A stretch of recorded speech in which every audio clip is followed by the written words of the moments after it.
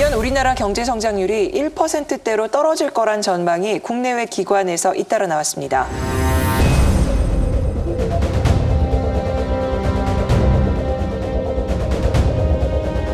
일각에선 처음으로 역성장 가능성을 제기했는데요.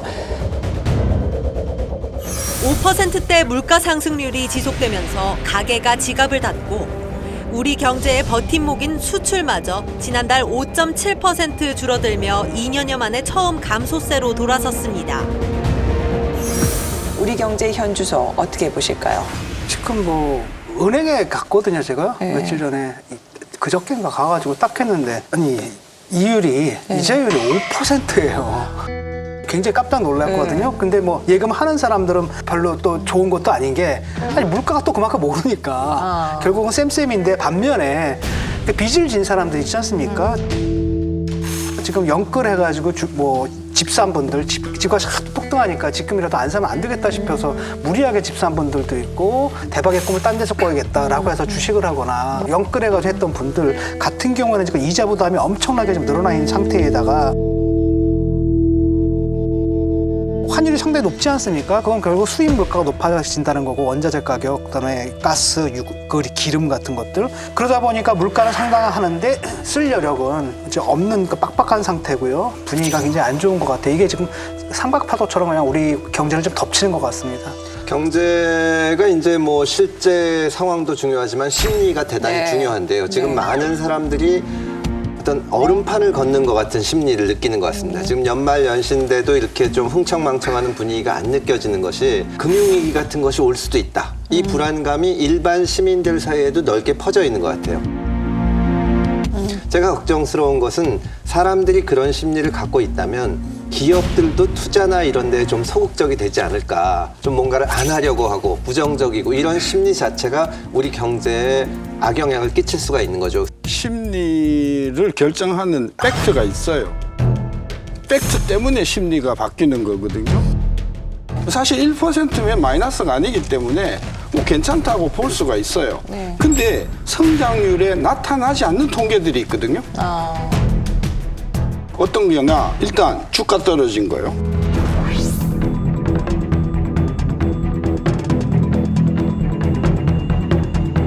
지금 1월서부터 주가가 640조 떨어졌어요. 우리나라에. 그다음에 주택 가격이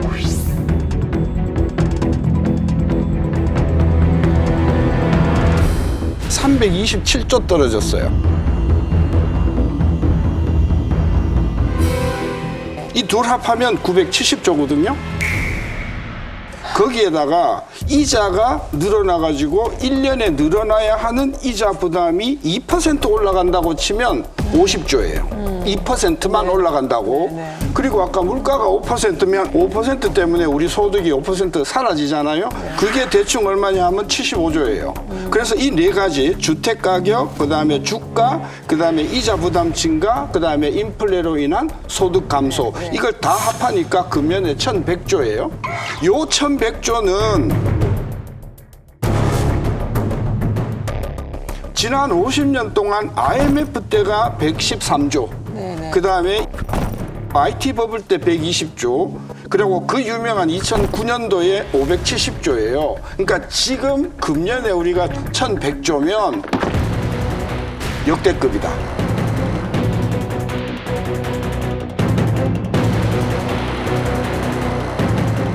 근데 이것이 성장률 1%대, 2%대에 나타나지 않고 있다.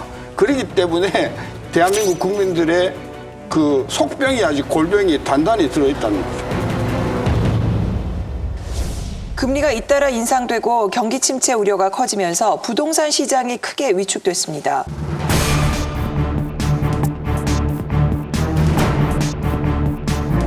아파트 가격이 급락하고 거래량도 얼어붙자 정부는 규제 완화 대책을 내놨는데요.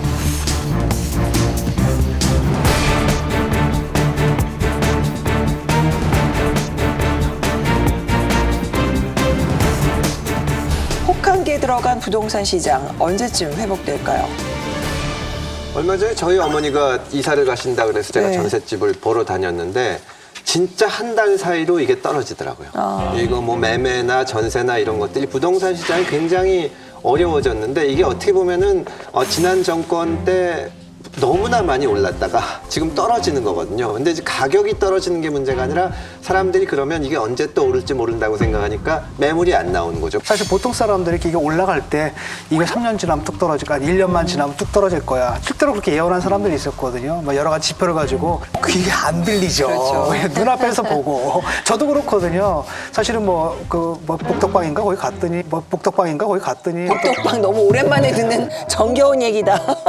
부동산 중에서 갔는데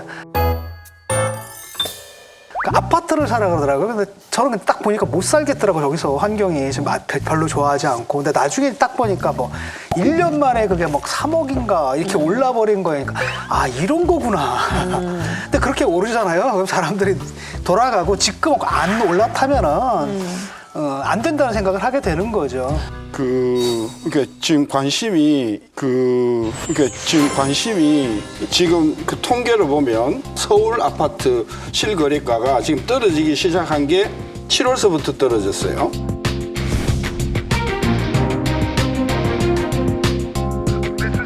(7월) (8월) (9월) (10월) 통계는 없거든요. 근데 다른 통계가 10월, 11월이 다 마이너스니까 보나마나 한 5개월 지금 계속 떨어진 거예요. 그러니까 국민들이 이게 어디까지 갈까 되게 궁금해 하시는데 제가 과거 자료를 보여드리면 과거에 2013년도, 4년도 그 저간에 주택 가격이 마이너스로 돌아서서 지속된 게요. 한 3년 이상 지속됐어요.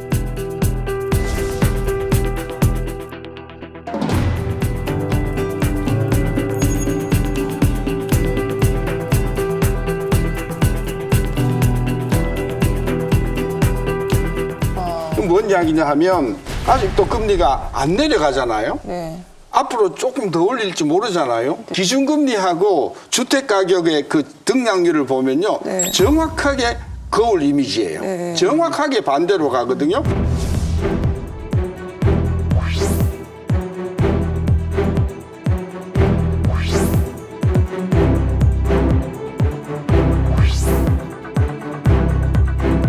그래서 최소한 2년에서 3년은 봐줘야 된다. 과거의 경우를 보면 따라서 이번에 주택가격 하락은 굉장히 장기간 하락할 가능성이 크다.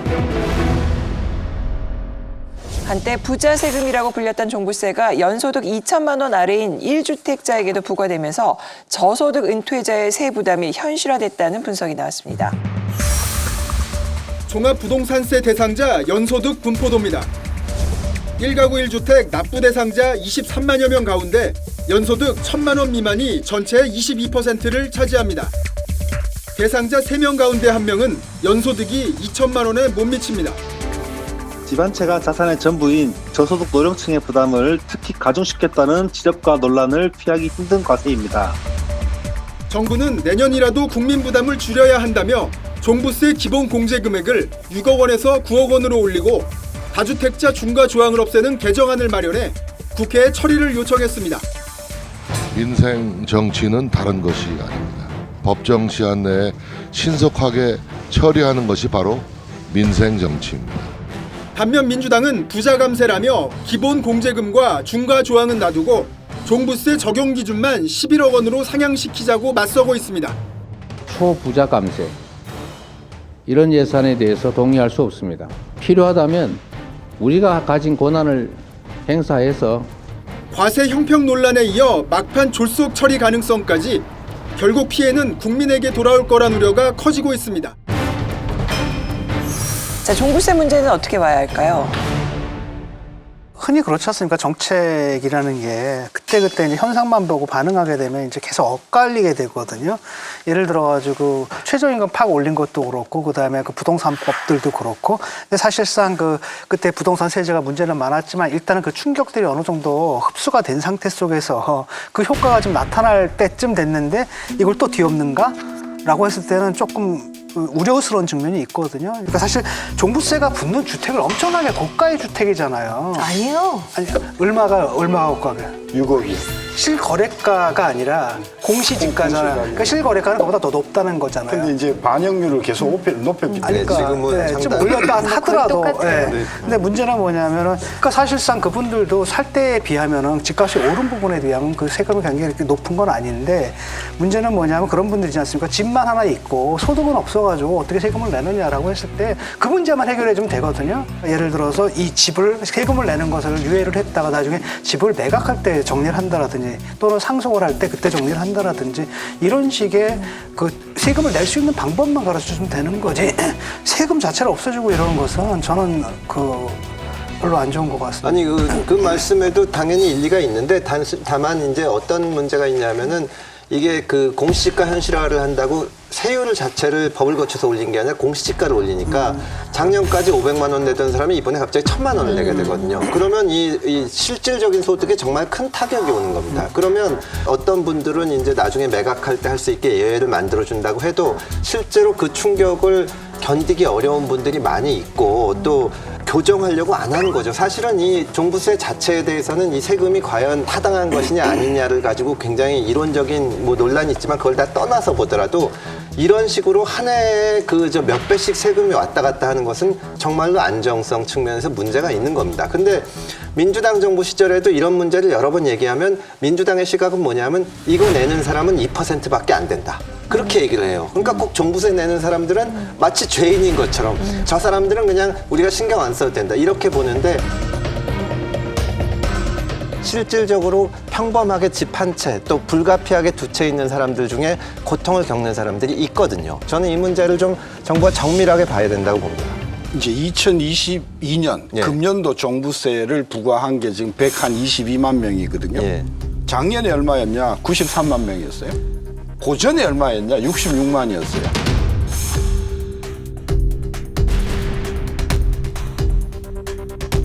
만약에 이 정부가 이거 손을 대지 않으면 아마 내년에는 150만.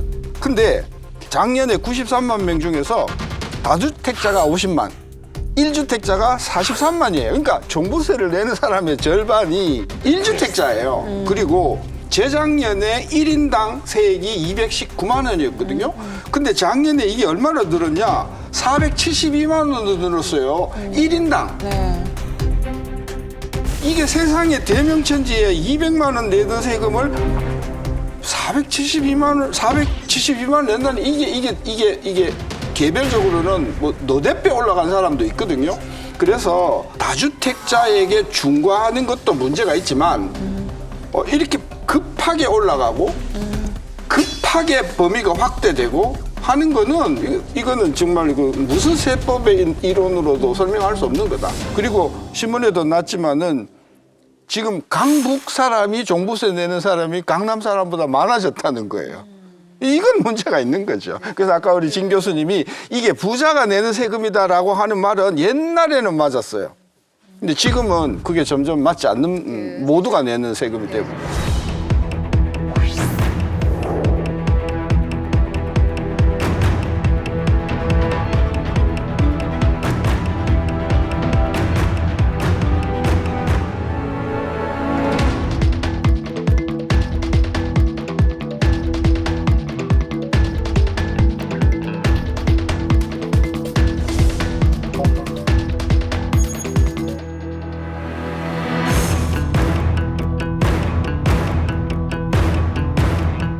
종부세가 도입이 될 때 노무현 정부 당시에는 이것이 대한민국의 초부자들만 내는 세금이다 얘기를 했었습니다만 지금은 뭐 130만 명이라고 한다면 이것이 대한민국의 상위 몇 %의 부자다 이렇게 얘기하기는 지금 어려운 상황이 돼버렸다 이런 얘기를 드릴 수가 있고요. 지금 교수님은 1주택자가 뭐 절반 이상이 종부세를 낸다 이건 문제 아니냐 이런 말씀을 하셨는데요. 또 다르게 본다라고 하면 뭐 강남의 비싼 아파트 하나 가진 분보다 강북에 2개 가진 분이 더 많이 낸다. 이건 더 큰 문제가 아니냐. 실제 총액은 훨씬 작아도 2주택이기 때문에 더 많이 낸다라고 한다면 이것도 공정성에 문제가 있는 것이다.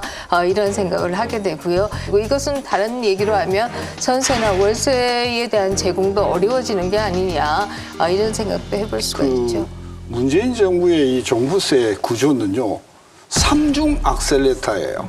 첫째, 공시가격을 올립니다. 근데 공시가격이 시가보다 좀 떨어지니까 그거를 현실화율이라 해가지고 그걸 또 1.3, 1.2로 해가지고 두 번째 악셀레터를 밟고요.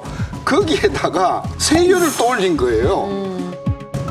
다주택자의 경우에는 또 다주택자라고 또 중과를 해버리니까 웬만한 중산층들이 다 이것 때문에 뭐 수천만 원의 세금을 내는 사람들이 많이 생긴 거죠. 그래서 이것은 굉장히 그 비합리적이고 비민주적인 저는 법이다 해서 이번 정부에서 야당하고 좀 협의를 해서 좀 간단하게 하고 그다음에 중과를 좀 없애고 해서 국민들이 흔쾌하게 좀 낼 수 있는 그런 세제 개편이 돼야 된다고 보는 거죠. 세금은 흔쾌하게 낼 사람 하나도 없거든요. 그렇군요.